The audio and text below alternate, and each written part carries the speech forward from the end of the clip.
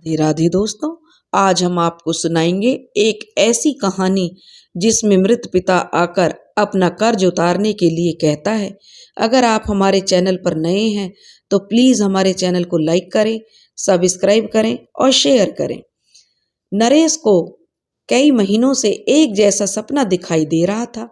इससे वह बहुत परेशान था और वह अपने सपने को समझने में पूरी तरह असमर्थ था। उसने सपने में जब अपने स्वर्गीय पिता को पहली बार देखा था तब भी वह बहुत परेशान था कि वे सपने में कुछ ढूंढ रहे थे। एक गांव में रतनलाल के दो बेटे थे। नरेश बड़ा था और महेश छोटा था। महेश की पत्नी शोभा अपने माता पिता की इकलौती संतान थी, इसलिए वह ज्यादातर अपने मायके में ही रहा करती थी। महेश एक तरह से घर जमाई हो चुका था। वहीं ससुराल में खेती बाड़ी और किराने की दुकान संभालता था। नरेश के पास थोड़ी सी पुश्तैनी जमीन थी और कुछ भूमि उसके पिताजी ने रिटायर होने के बाद खरीदी थी। इसके अलावा उसने घर पर ही जो हॉलर मिल तथा आटा चक्की लगवा रखी थी, इससे भी उसे अच्छी खासी आमदनी हो जाती थी। रतनलाल बड़े बेटे नरेश के साथ रहते थे। नरेश की मां का देहांत वर्षों पहले हो चुका था। रतनलाल 2 महीने तक बीमार रहने के बाद स्वर्गवासी हुए थे। तब वे 70 वर्ष के थे। दोनों भाई नरेश और महेश ने उनका क्रियाकर्म पारिवारिक और शास्त्रीय विधि के अनुसार किया था। अपने रिश्तेदारों को मृत्यु होने पर जीवों को मात्र 4-6 घड़ी तक ही वैराग्य का अनुभव होता है और उसके बाद तो फिर से वही मोह माया लीन हो जाती है। यही मनुष्य का स्वभाव भी है। रतनलाल का स्वर्गवास हुए 2 महीना हो चुका था। नरेश ने स्वप्न में अपने पिता को देखा जो काफी परेशान दिख रहे थे। वह उनसे कुछ पूछता उससे ही पहले रतनलाल ने अपने बेटे नरेश से कहा, मेरे 6 आने नहीं मिल रहे हैं, शायद कहीं रखकर भूल गया हूं। नरेश पिता के पैसों को ढूंढता है और उनसे कुछ पूछता इससे पहले उसकी नींद खुल जाती। वह बहुत देर तक इस सपने के बारे में सोचता रहा। उसने सोचा पिताजी की क्रिया में उससे जाने अनजाने कोई कमी या भूल तो नहीं हो गई जिसकी वजह से उसके पिता की आत्मा भटक रही हो। उसने जो अपना सपना अपनी पत्नी को बताया। उसकी पत्नी ने कहा, हमसे एक भूल तो हुई है। हमने पिछली अमावस्या को पिताजी के नाम से राजपुरोहित जी के यहाँ सीधा नहीं भेजा। शायद यही याद दिलाने के लिए पिताजी स्वप्न में दिखाई दिए होंगे। 2 दिन बाद अमावस्या है। इस बार हम लोग पिताजी के नाम से पुरोहित जी के यहाँ सीधा अवश्य भेज देंगे। नरेश की पत्नी की बात जो नरेश को जच गई। उन्हें बड़ों की बातों पर पूरा भरोसा था कि आदमी को अपनी भूल चूक या किसी बात की कमी बेसी का पता स्वप्न के माध्यम से भी पता चल जाता है। नरेश अमावस्या के दिन अपने कुल पुरोहित विद्याधर जी के यहाँ घर जो सीधा लेकर स्वयं गया और उनसे निवेदन किया कि आज आप सपरिवार जो इसी दिन इसी सीधे से जो प्रसाद बनाकर खाएं। उस दिन नरेश ने फिर वही सपना फिर देखा। रात को उसके पिताजी रतनलाल अपने 6 आने यानी पैसों को लेकर परेशान है और इसे इधर उधर ढूंढ रहे हैं। अगली बार अमावस्या को सीधे के साथ उन्होंने कुछ नगद पैसे भी पुरोहित जी को दे दी। साथ ही भिक्षुओं को भोजन कराया और उन्हें दक्षिणा स्वरूप भी जो भेंट किया जो उससे बन पड़ा। उसके बावजूद उसे यह सपना दिखाई देना बंद नहीं हुआ। स्वर्गवासी रतनलाल कभी भी जो उसकी पत्नी या बच्चों को सपने में नहीं दिखते, न ही उसके जो छोटे बेटे और उसकी पत्नी शोभा को दिखे, उन्हें ही कभी नहीं दिखे। वे सिर्फ नरेश को ही सपने में दिखाई देते और वे भी 6 आने ढूंढते हुए। समय का चक्र चलता रहा। रतनलाल की वार्षिक श्राद्ध का समय आ गया। उनके दोनों पुत्र इस अवसर पर अपने सभी रिश्तेदारों, परिचितों और अपने पिता के मित्रों के परिवारों को निमंत्रित किया। जो सगा संबंधी किसी कारणवश रतनलाल के अंतिम संस्कार में नहीं आ पाया था, वे भी इस अवसर पर श्रद्धा सुमन अर्पित करने उनके गांव पधारे। वार्षिक श्राद्ध की पूर्व संध्या को ठाकुर आनंद सिंह रतनलाल के मित्र थे और वह 94 साल के थे और बहुत बूढ़े थे। वे काफी दूर से आए थे। जब रतनलाल की मृत्यु हुई तब वे बहुत बीमार थे। दोनों मित्रों ने साथ साथ नौकरी की थी, इसलिए दोनों की मित्रता भी ज्यादा थी। इसी कारण वे अपने मित्र की क्रिया में सम्मिलित नहीं हो पाए थे, क्योंकि तब वे बहुत बीमार चल रहे थे। नरेश को ठाकुर काका के आगमन से आश्चर्य भी हुआ और प्रसन्नता भी हुई। ठाकुर काका ने नरेश के पिता के कमरे में ठहरने की इच्छा जताई। नरेश ने ठाकुर काका को उसी कमरे में ले गया जहां रतनलाल ने अपनी अंतिम सांसें ली थी। लकड़ी का वह तख्त अभी भी वहीं था जिस पर उसके पिता सोते थे। नरेश ने उन्हें तख्ते पर बिठाया और आप उनके सामने भूमि पर बैठ गया। नरेश को इस बात का बड़ा ताज्जुब था कि इतनी वृद्ध अवस्था में वे इतना लंबा सफर करने के बावजूद काका के बदन में थकावट का कोई नामो निशान नहीं था। उनके बदन की चुस्ती और फुर्ती देखते ही बन रही थी। ठाकुर काका ने थोड़ी देर तक उन्हें स्नेहपूर्वक निहारा और पूछा, बेटा कुछ परेशान लग रहे हो, कोई बात है क्या? तो नरेश बोला, नहीं काका, सब ठीक है, मुझे कोई परेशानी नहीं है। वे कहने लगे, नहीं बेटा, मुझे मालूम है तुम परेशान हो। काका जी, जो नरेश कहने लगा, काका जी जो सपना? तो नरेश ने कहा कि मैं एक सपने से बहुत परेशान हूँ। मुझे एक सपना बार बार क्यों दिखाई देता है? काका ने कहा, बेटा संसार में कोई भी चीज बिना कारण के नहीं होती।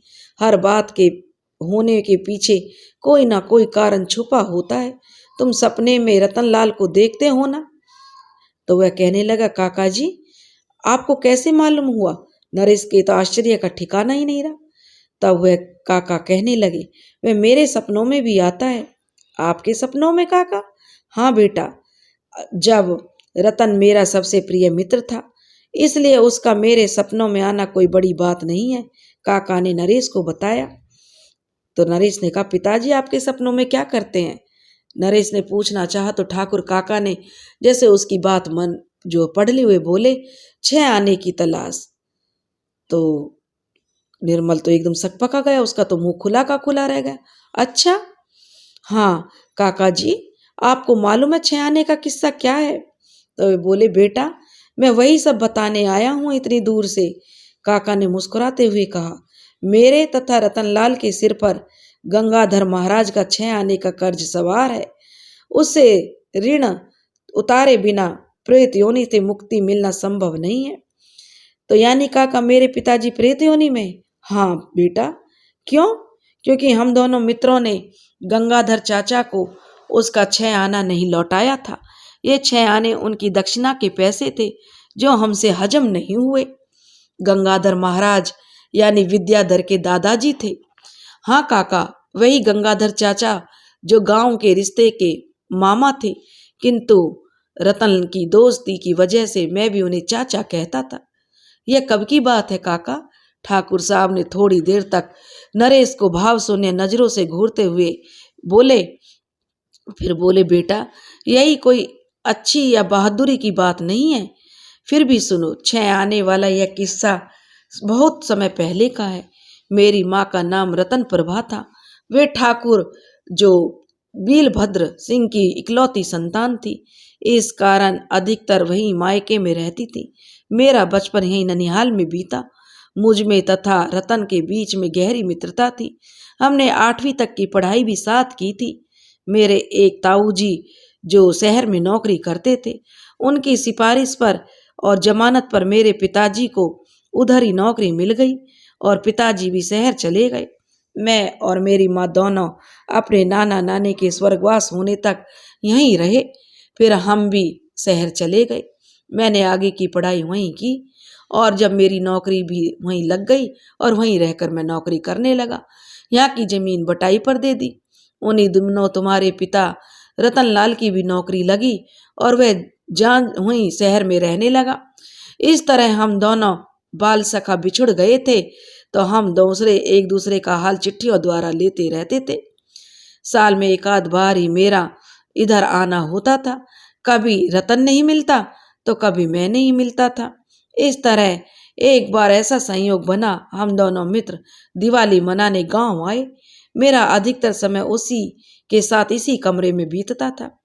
पुरोहित पंडित गंगाधर शर्मा जी के ऊपर कुछ समय पहले लकवा का प्रहार हुआ था।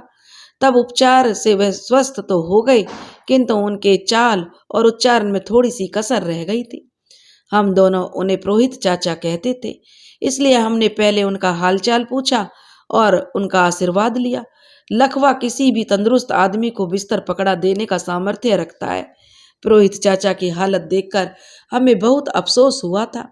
एक दिन दोपहर के समय जो रतन दौड़ा दौड़ा मेरे पास आया और बोला, अगर तीतर बटेर की पार्टी उड़ानी है तो जल्दी चल।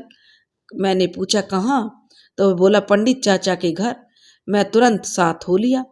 रतन ने मुझे रास्ते में सारी बात बताई और साथ ही योजना भी कि आगे क्या और कैसे करना है।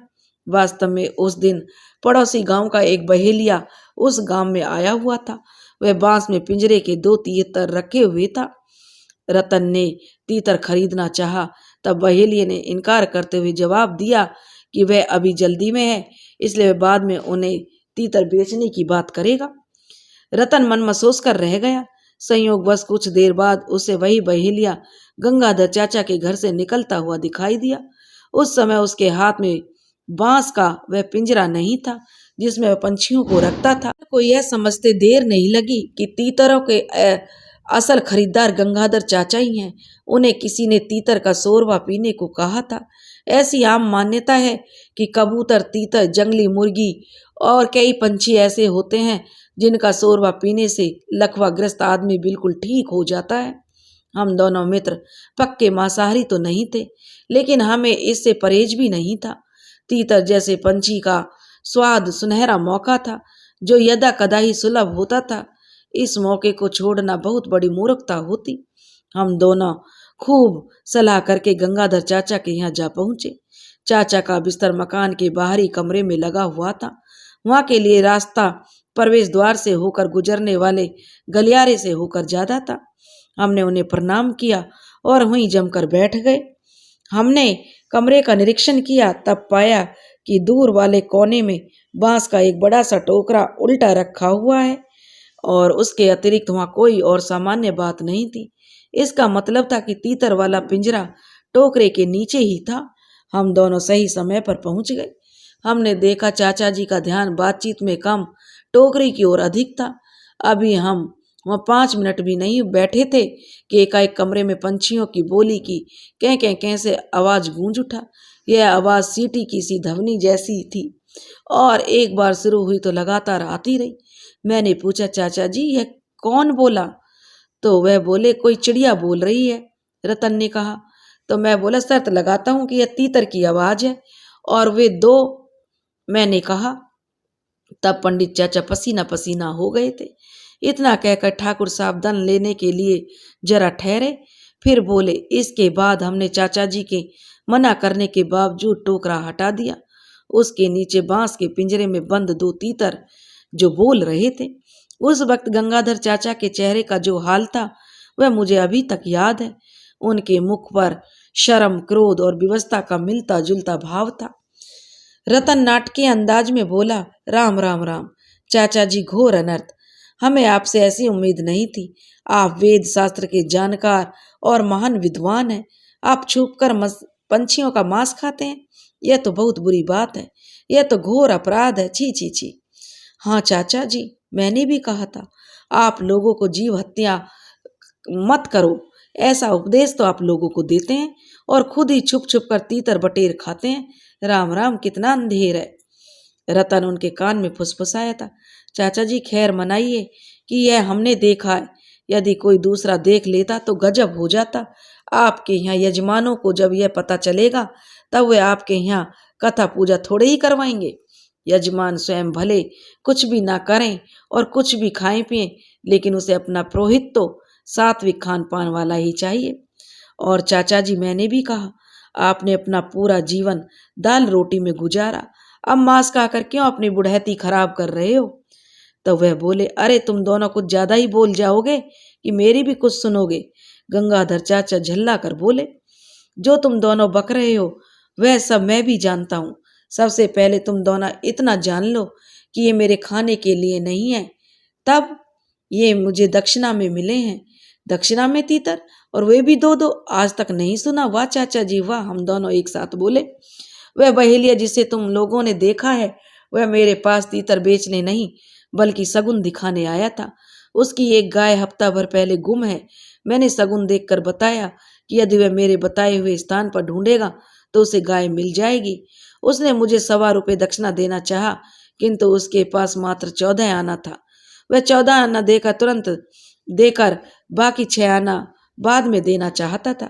मैंने उससे कहा कि दक्षिणा में संकल्पित रकम इकट्ठी कर दी जाती है, तब पुण्य की प्राप्ति होती है।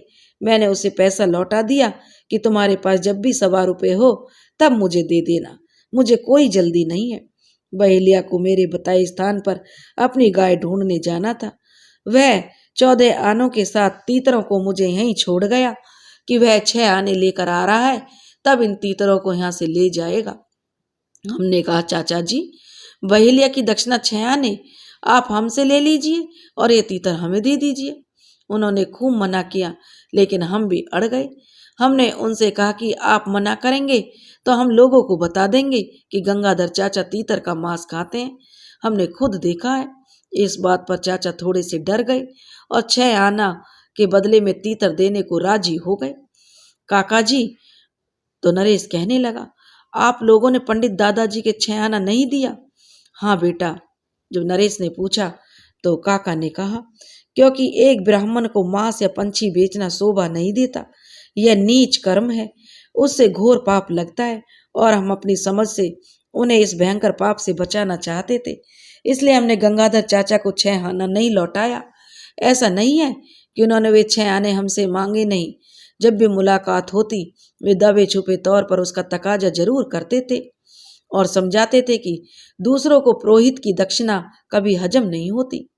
उस समय हम में बचपना ही था, इसलिए उनके तगाजे पर हम खूब हंसते और मजे लेते। इस घटना के 4-5 साल बाद ही गंगाधर चाचा का स्वर्गवास हो गया और हम दोनों भी धीरे धीरे 6 आने वाली बात भूल गए। तो काका जी, नरेश ने कहा, क्या पंडित दादाजी का कर्ज हम लोग चुका सकते हैं ताकि पिताजी की आत्मा को शांति मिले? नरेश ने पूछा। हाँ बेटा, काका ने कहा, इसके लिए तुम्हें गंगाधर पंडित जी के उत्तराधिकारी को अपने पिता की ओर से ऋण मुक्ति हेतु 6 आना संकल्प पूर्वक लौटाना होगा। इससे मृत आत्माओं को ऋण से मुक्ति मिलेगी। मृत आत्माओं को? नरेश ने पूछा। तो जवाब में वे मुस्कुराए और बोले, बहुत अच्छा चाचा जी, मैं कल ही वार्षिक श्राद्ध पर पहले 6 आने का कर्ज अदा करूंगा। नरेश बोला। अति उत्तम, काका जी कहने लगे, अब तुम जाओ और व्यवस्था देखो कल के लिए, मैं कुछ देर आराम करना चाहता हूँ। ठाकुर काका ने तखत पर पसरते हुए कहा। नरेश ने उन्हें प्रणाम किया और हलवाइयों के पास उनका काम देखने चला गया, जो गुलाब जामुन और बालूशाही वगैरह बना रहे थे। अरे, आप कहाँ चले गए थे? नरेश की पत्नी ने पूछा। तो उसी समय हलवाई ने यह पूछने आई थी कि दाल मोट अभी बनेगी या रात में बनेगी। नरेश ने उसे ठाकुर काका के बारे में बताया और जो सपना आने का कारण भी बताया। काका कब आए? उसकी पत्नी ने पूछा। यही कोई घंटा भर पहले। ऐसे कैसे हो सकता है? उसकी पत्नी अचरज में भरकर बोली।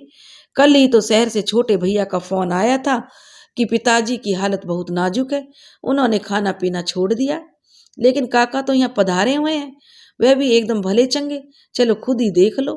नरेश अपनी पत्नी को लिए हुए अपने पिता के कमरे में गया तो कमरा खाली था। उन्होंने पूरा मकान छान मारा, ठाकुर काका उन्हें कहीं नहीं मिले, उन्हें किसी ने आते या जाते हुए भी नहीं देखा था। वे दोनों अभी ठाकुर साहब के बारे में बात ही कर रहे थे कि शहर से जो फोन आ गया। नरेश उसने ठाकुर काका की खैरियत पूछता उससे पहले ही उसने कहा, भैया पिताजी अभी कुछ देर पहले हमें छोड़कर सदा के लिए चले गए। नरेश अवाक रह गया। उसे यह समझ नहीं आ रहा था कि यदि ठाकुर काका मृत्यु शैया पर अपनी अंतिम बची कुची सांस ले रहे थे, तब यहाँ उसे 6 आने की कहानी कौन बता रहा था? संभव है अपने खास मित्र के अंतिम संस्कार में उपस्थित ना होने के दुख ने उन्हें बेचैन कर रखा हो, या 6 आने का ऋण चुकाने की उनकी तीव्र इच्छा हो रही हो, या उनके मन में अपने प्रिय कमरे में कुछ समय बिताने की इच्छा रही हो, या फिर ये तीनों ही वजह रही हो जो उन्हें मृत्यु लोक छोड़ने से पहले इस गांव में लेकर आई हो। नरेश के पिता का वार्षिक श्राद्ध से पहले पंडित विद्याधर से निवेदन किया कि वह अपने स्वर्गीय पिता तथा ठाकुर आनंद सिंह का ऋण चुकता करना चाहता है। पंडित विद्याधर सिंह जो 6 आने की राशि अपने दादा की ओर से स्वीकार करें और मेरे पिता को कर्ज से मुक्ति करें। विद्याधर इसके लिए शहर से तैयार हो गई। नरेश ने अपने पिता की ओर से ऋण चुकाने का और पंडित विद्याधर ने अपने स्वर्गीय दादा के वारिस के तौर पर उस राशि को स्वीकार करने का संकल्प लिया, जो ऋण मुक्त करने की घोषणा भी की। और नरेश ने इसके बाद संकल्प के बाद 6 आने की राशि जो पंडित विद्याधर को लौटा दी और उसके बाद नरेश को यह 6 आना संबंधी सपना दोबारा कभी नहीं आया। दोस्तों, अगर आपको हमारी कहानी पसंद आई हो तो प्लीज़ हमारे चैनल को लाइक करें, सब्सक्राइब करें और शेयर करें। राधे राधे।